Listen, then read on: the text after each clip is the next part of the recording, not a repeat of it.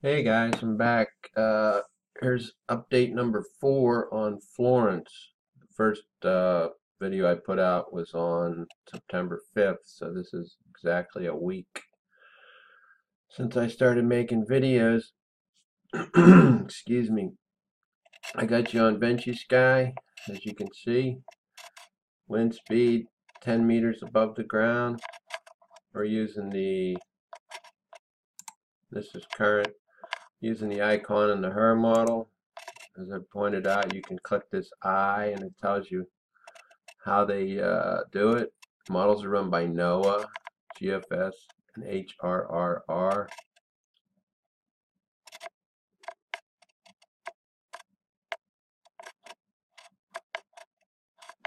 So it's sort of a hybrid.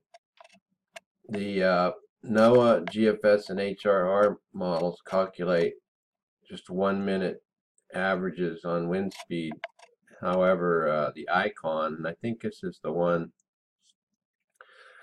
that the European weather model uses, which I'll show you on windy, and the GEM, that's out of Canada weather model, they calculate with a 10-minute mean.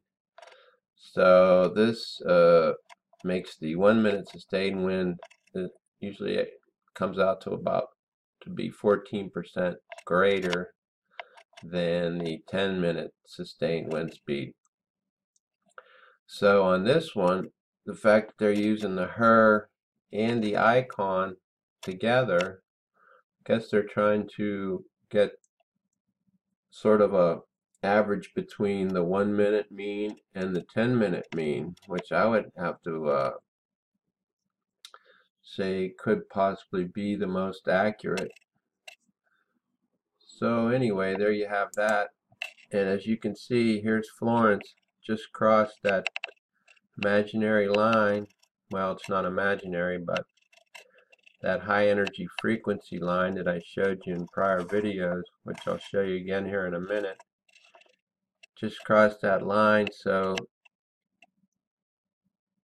the joules per kilogram are going to be higher in here.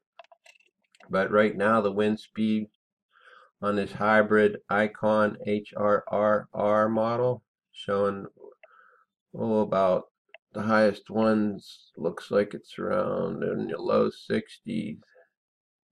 Now you get on here, you got 65, that's the highest, so that's not even hurricane strength. Click it over to the GFS model, which, as that info pointed out, here that shows it again, it's the same deal. This they calculated on 1 minute averages.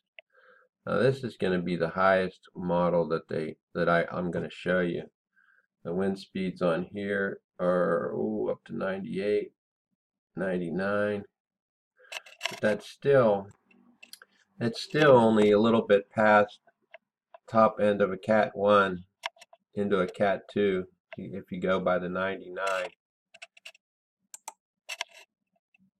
Now here's what we're talking about. See how Florence crossed that imaginary, well, not so imaginary, but invisible line to the naked eye? This is where the next rad station, or whatever you want to call it, is pumping out high frequency in order to raise the atmospheric potential energy. That's what CAPE stands for. As you can see, once you cross the line, it's 1600 over here, and it jumps right up to 2800, 14, 28. So it almost doubles, more than doubles in some places. Down here, joules per kilogram, that measures heat energy in the atmosphere, 700. Jump in here, it's 18. So Florence has entered the high frequency strengthening zone, but fortunately there is still some dry air with the vinegar wrapping up into it. So it's actually still weakening, thank goodness. Here's the goes east. This gives you the water vapor loop at the lowest level in the troposphere, which goes up from surface level up to like around mid-range. And as I showed you yesterday, the troposphere goes up to 33,000 feet. So figure this water vapor loop's going to show you up to maybe around 20,000 feet. So I think it overlaps a little in the mid and upper level ranges. So you can see the dry air is still quite prevalent, and it's running a block here in front of the storm, but they've been chem bombing it. You can believe that. Look at all these high colors, high greens and stuff. They have to feed this storm, otherwise it would have died by now. Because what, they had it back by Cat 4 way back when I first started making videos, and all of a sudden it went down to a tropical storm, and they even admitted it, which it never was a Cat 4 to begin with. So they've been doing their best to try to strengthen this thing, and they've even been putting out some extra chem bombs. Like here's one here, here, all around to try to suck up some of this dry air, because the dry air, the vinegar, acetic acid, it targets wherever the highest concentration of alkaline salts are. So they want to try to divert some of this water vapor, this dry air with the acetic acid in it, away from this storm.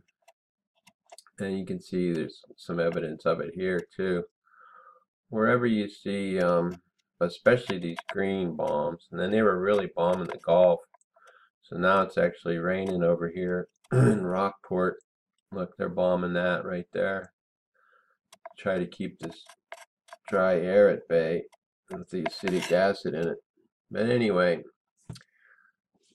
that's up to you to decide whether that's true or not.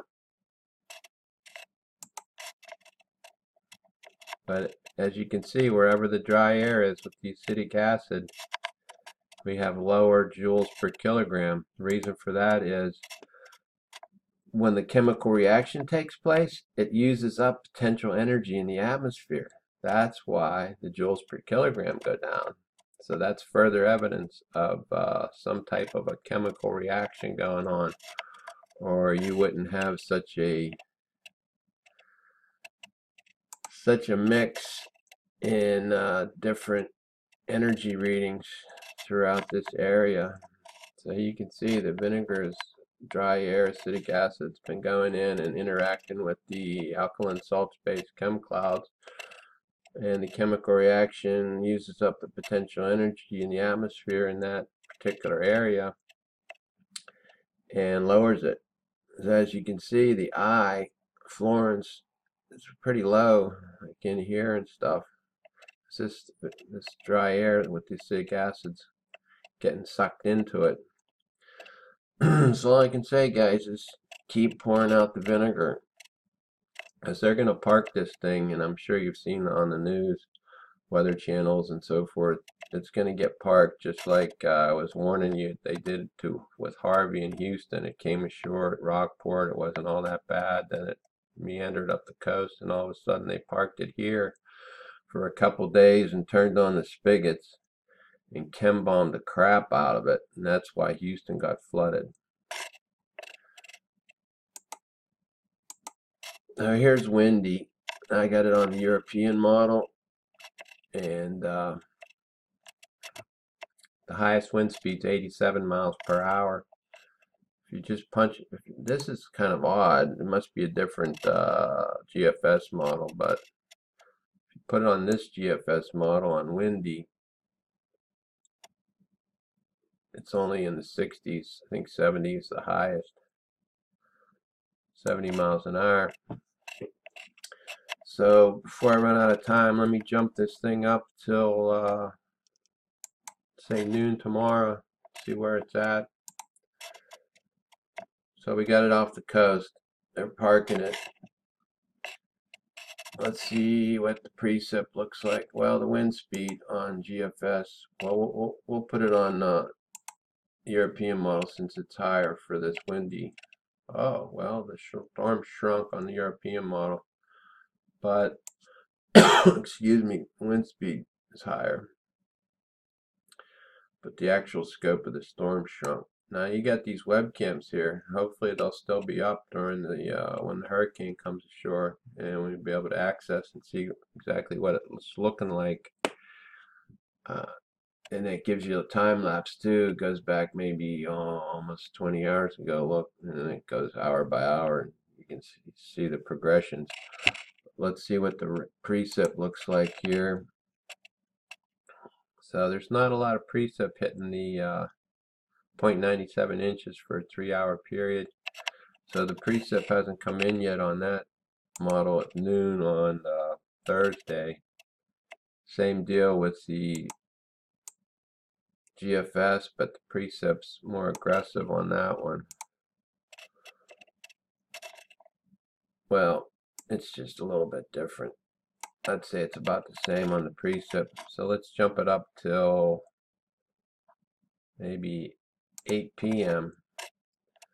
See where it's at. See, it's still there. They parked it.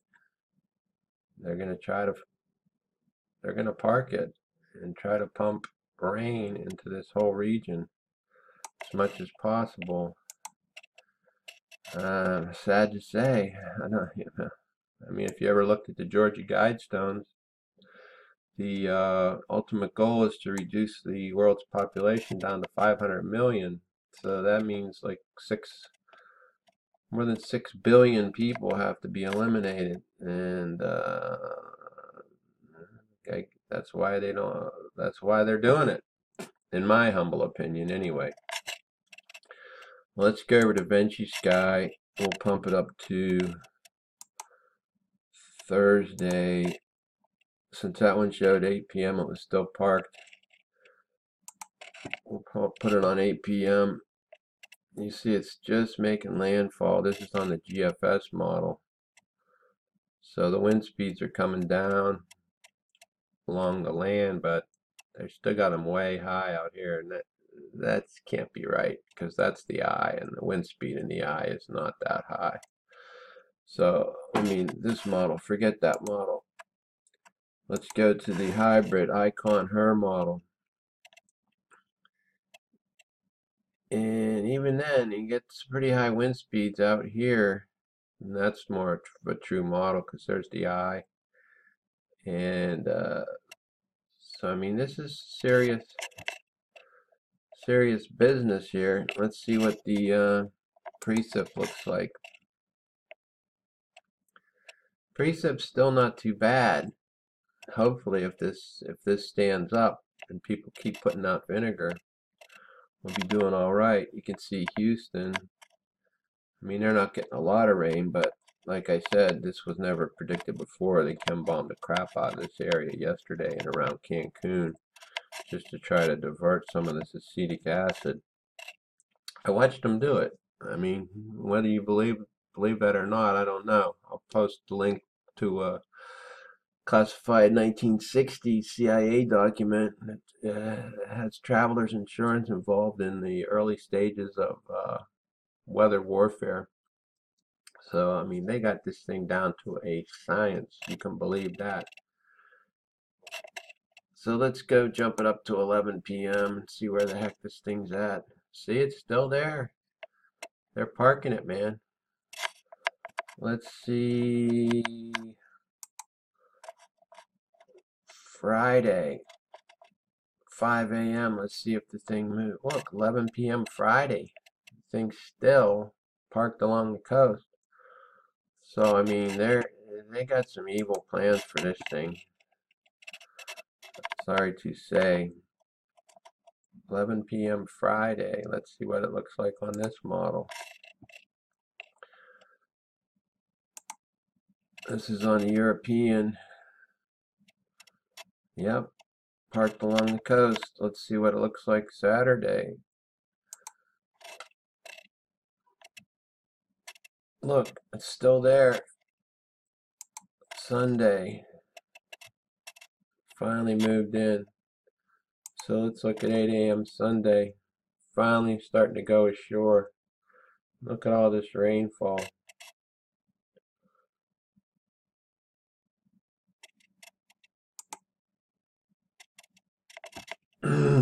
So, I mean, you got to be aggressive with the vinegar. That's all I can